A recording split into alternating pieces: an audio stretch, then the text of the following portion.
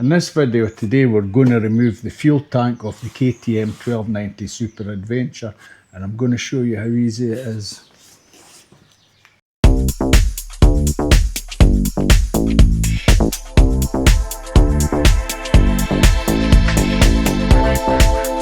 I think the easiest way to start with is removing the seat, because you need to get under your seat. That's easily done. And then next, if you've got any accessories like a tank bag, take that off as well. I keep this one for my wet weather gear. It's quite handy.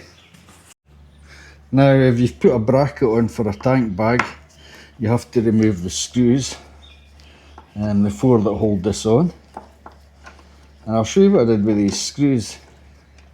They were all like Allen screws, and the last time I tried to take the tank off, they're soft, it's like soft metal. So what I did was I got my grinder and I just got a wee slot in the top of each one, so I can take them off with a normal screwdriver. It certainly saves an awful lot of hassle. I don't know why they didn't just make them normal screws in the first place, but hey ho.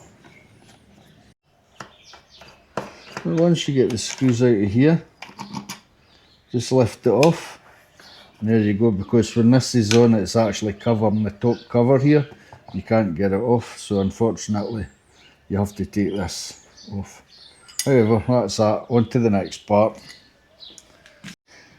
Next part is removing this panel. I've taken one screw out. I'll take the other one out. There we go. And I'll put this in a safe place with the screws and the holes, so you know where they are. So the next part is removing this cover. So there's one screw here, take this out, and there's 1, 2 here, and 1, 2 at the other side. So we'll take all these out and this cover should lift off.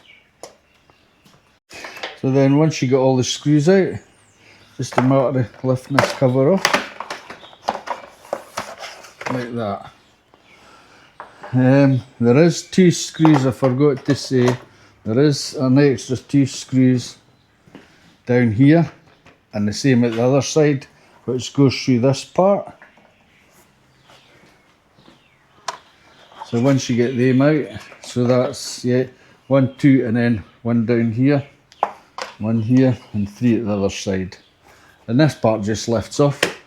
And there's your petrol tank, and there's where I put my K&N filter sticker, so as I know when I'm taking this to bits that it has a K&N, or indeed if I ever sell the bike, and the next owner obviously needs to know it has a K&N filter. Now what we're going to do is take these side panels off. Okay, they were held on by previous bolts, but there's also one here and one at the other side, and that should come off. Now this is it here.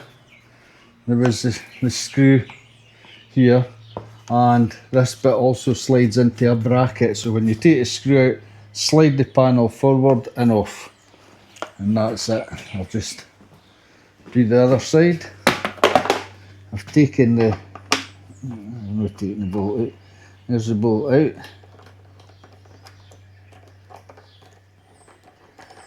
And you just lift it up and slide it forward out of that slide, and that one as well, and off it comes. Now I dropped the screw, I'll need to go and find that next.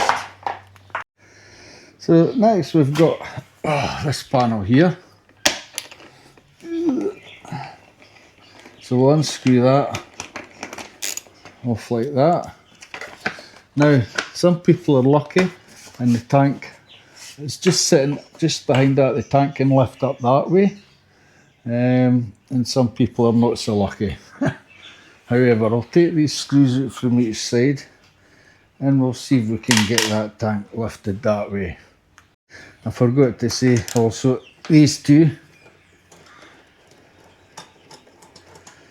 take these out. These actually hold the tank onto the frame down the bottom here. There's one on each side. Once you get them off, I'm forgetting about this one, there's also one in here, which is a bigger one. I'll just change my socket.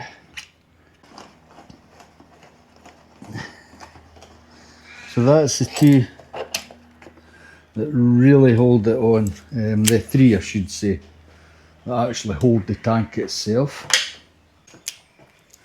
This time,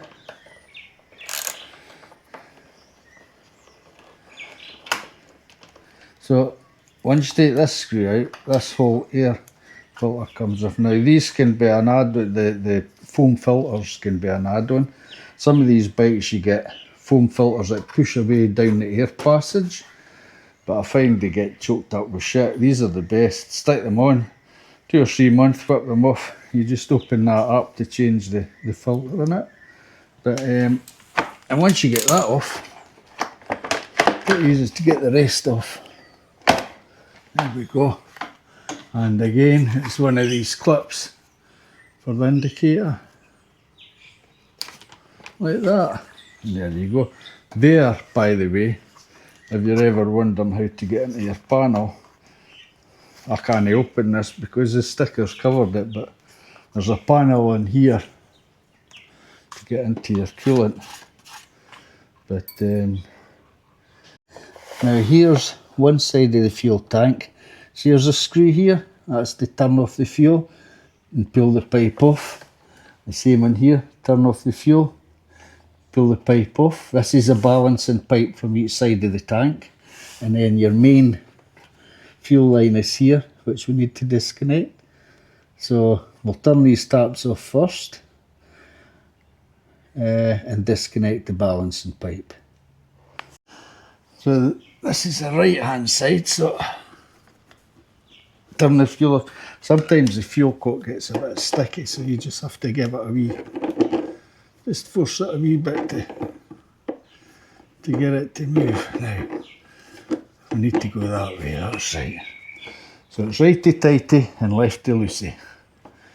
So we just need to tighten that up, like that, that's it.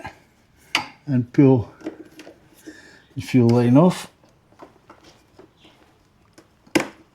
So here's the other side. There's also the electrical plug. We'll just switch that off just now.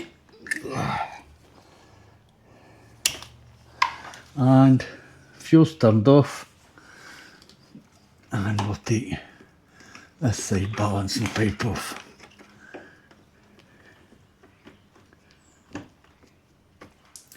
There we go. And then you got your main fuel cock.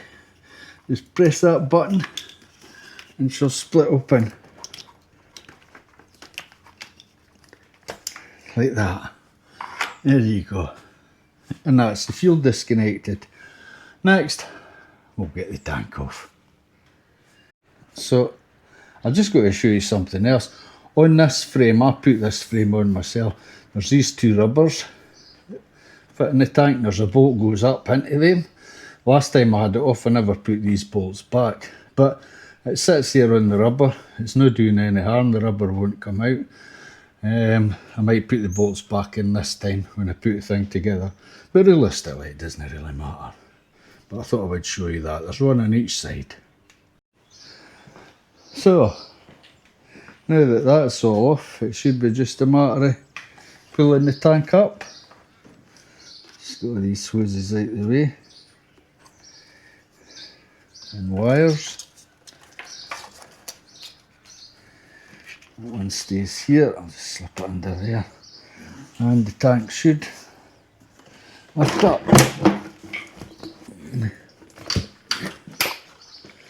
And there's your fuel tank.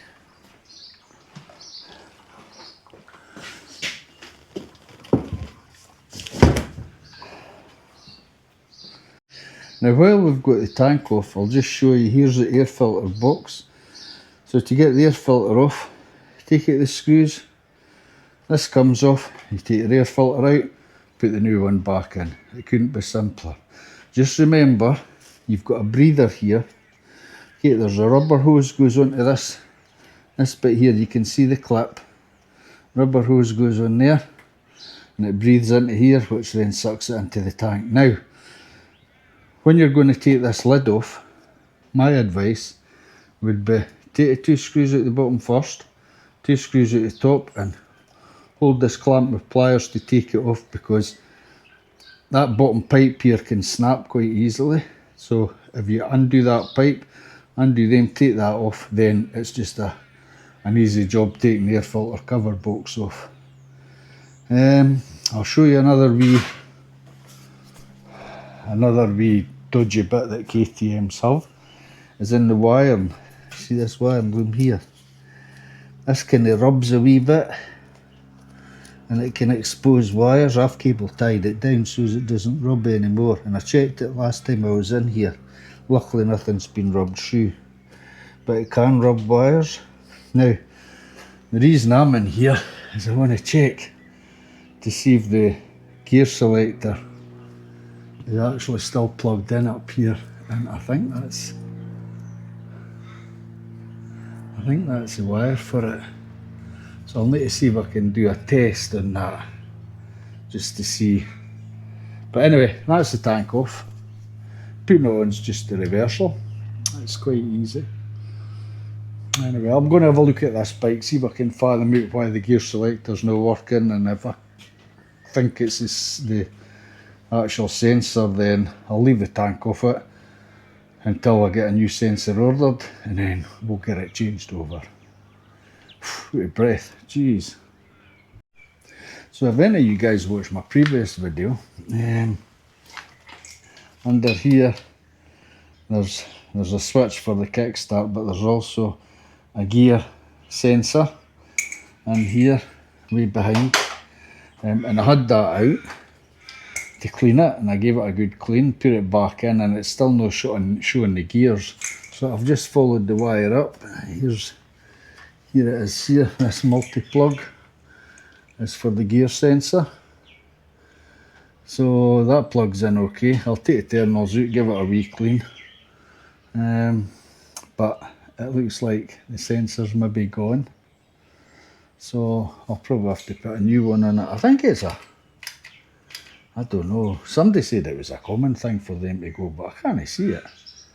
However, anyway, having checked that, I'll check the rest of the wiring up here though, just to make sure nothing's been disconnected, and I don't think it has. Everything seems to be plugged in pretty well.